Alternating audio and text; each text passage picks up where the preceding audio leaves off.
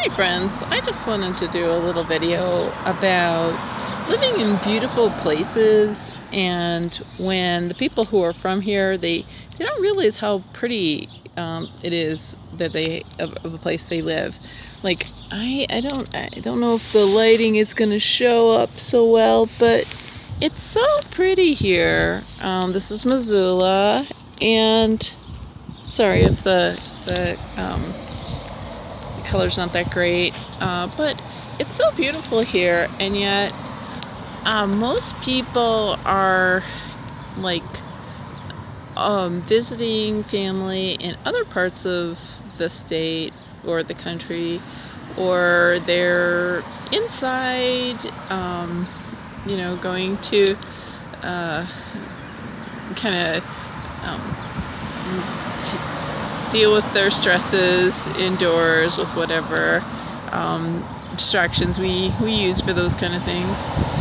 And like compared to Oregon, Portland, Oregon, like a lot of people really put a lot of effort into their yards, even if they don't have like tons of money. People still, get like native seeds and do guerrilla gardening and whatever. And Missoula is it's 2019 and there's still a whole bunch of trees still in the city, and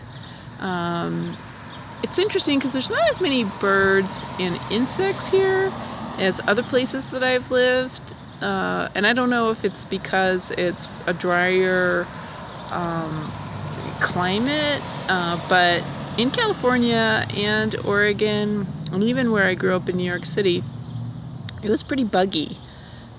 In here, there's not a whole lot of bugs. So if you like colder temperatures, good amount of forest fires, and poor air quality during the forest fires, and wintertime, and a few bugs, this might be the place for you. It is a little bit like people are really they're very loyal to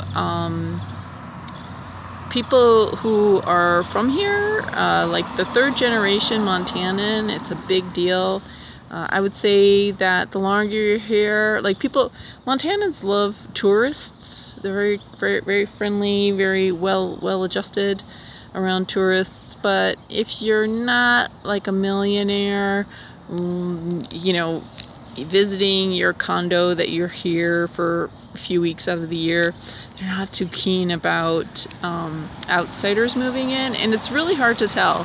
But there is what I think is xenophobism. It's like the word provincial often comes to my mind, and so you hear about that in like great literature. Somebody's provincial, and I think that's what is a bit what it's like here. It's like you kind of have to be part of the Montana aristocracy.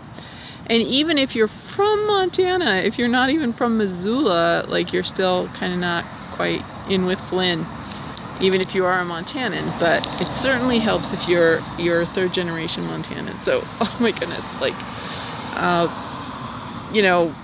and this is like regardless of being a white person too. So being older, also bad news. So I would not, it's like so beautiful here, it just seems like an obvious, like, move to a smaller city with nature and kind of like enough development that you can go to a grocery store. But it's interesting to be in this cultural phenomenon. I hadn't really experienced it before. I mean, I lived in California, and the thing is, when I lived in California, everybody was from somewhere else. And when I grew up in New York City, everybody was from somewhere else. Everybody's parents was from somewhere else. There was a few people that were from New York City, but not too much. And then in Oregon, Portland, everybody was pretty much from somewhere else. So this is the first time that I lived somewhere for an extended amount of time where everybody was pretty much from here, and there's a diaspora.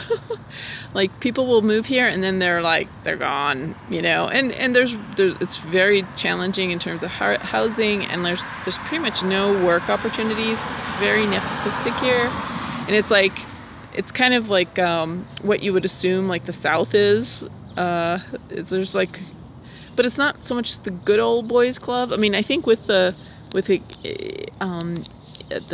maybe utilities and stuff like that, but there's definitely a queen bee culture here, like a mean girl culture, and it's so entrenched, and kind of just take it for granted.